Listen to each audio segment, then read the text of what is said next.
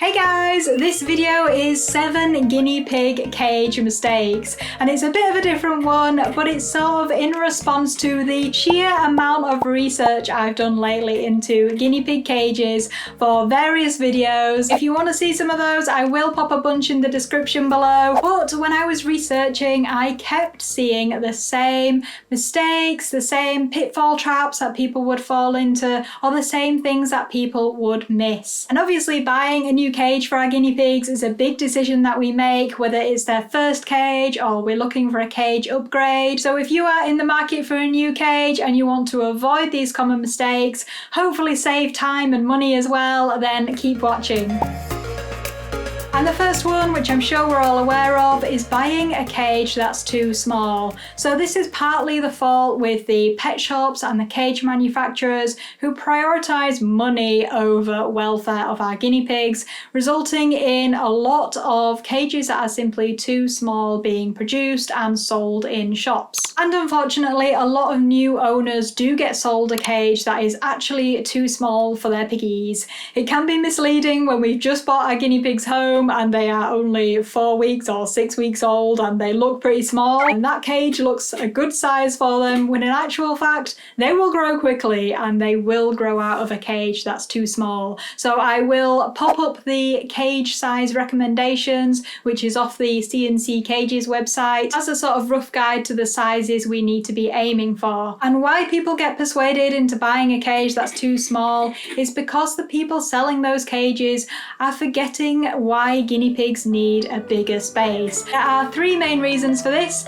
Number 1 is that guinea pigs like flat, open floor space where they can run laps and get enough exercise. Number 2 is so that social guinea pigs, because we know guinea pigs should be kept in pairs or small groups, have plenty of space to either be with the other guinea pigs or go off on their own and have some privacy and alone time. And number 3, we need space in the cage for plenty of enrichment, toys, different hideys, tunnels and things like that for our guinea pigs to use. So my advice would be to look at what cage sizes you need for the number of guinea pigs you have and make sure they measure up when you go into the shop or when you're looking at cages online.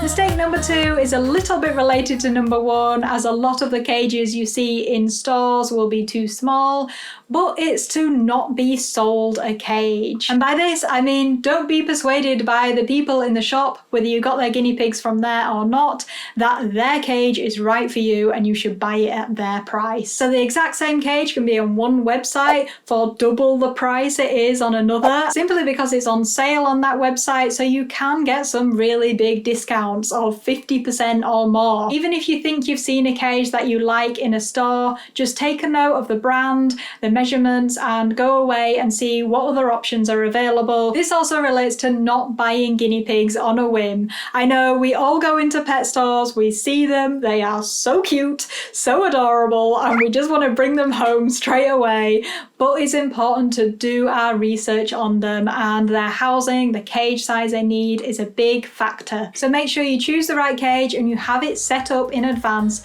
ready for those guinea pigs for when they come home. Mistake number 3 is getting a multi-level cage with steep ramps. I see these a lot online and in pet shops, and they are sold and marketed towards guinea pig owners, but they aren't really suitable. Firstly, because our guinea pigs rely on flat, open level floor space. Ramps and lofts can be nice features to add, but they shouldn't really contribute to the overall space that's available for our guinea pigs. The second main reason against these type of cages is that the ramps are usually steep, and our guinea pigs aren't agile and may not want to use them. The ramps could also be quite dangerous. If, say, there's nothing to stop the guinea pig falling from the upper level through the hole where the ramp is, and the floor's slippy and they get excited running laps, they could hurt themselves on those multi-level cages.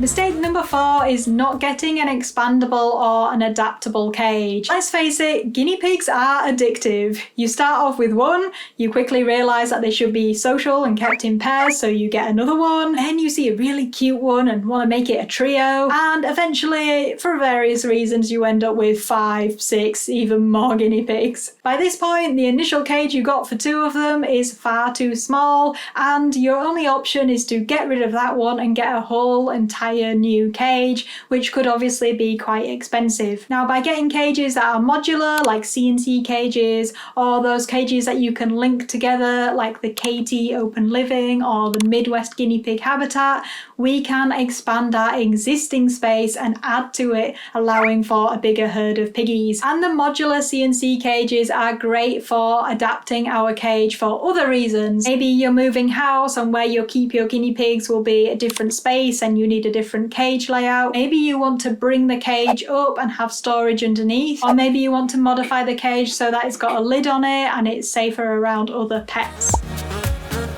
This actually brings us nicely onto mistake number 5, which is thinking we need a lid on our cage when we don't, or not getting a lid when we do. For starters, we can be led to believe that we need high sides or a lid on our cage to stop guinea pigs escaping. But in reality, guinea pigs aren't agile, they aren't climbers, and very rarely will you get a guinea pig that is willing to escape from its cage because they like being in their cage. If you take my DIY cage as an example, I get a lot of comments from people saying, aren't those sides a bit too low? Won't your guinea pigs escape? I've had a cage like this for over 5 years now, and I've never ever had a problem with guinea pigs trying to escape. Even if I put pieces of furniture next to the edges of the cage, they are just not inclined to want to climb up and get out of that cage at all. So if you don't need a lid, then don't get one. Generally, cages look more open and nice without a lid, and top panels or lids can sort of get in the way when you want to get in and out, whether you're cleaning out their cage or giving them food, even just interacting with your guinea pigs. On the other hand though, if you think you will need a lid because you've got other pets,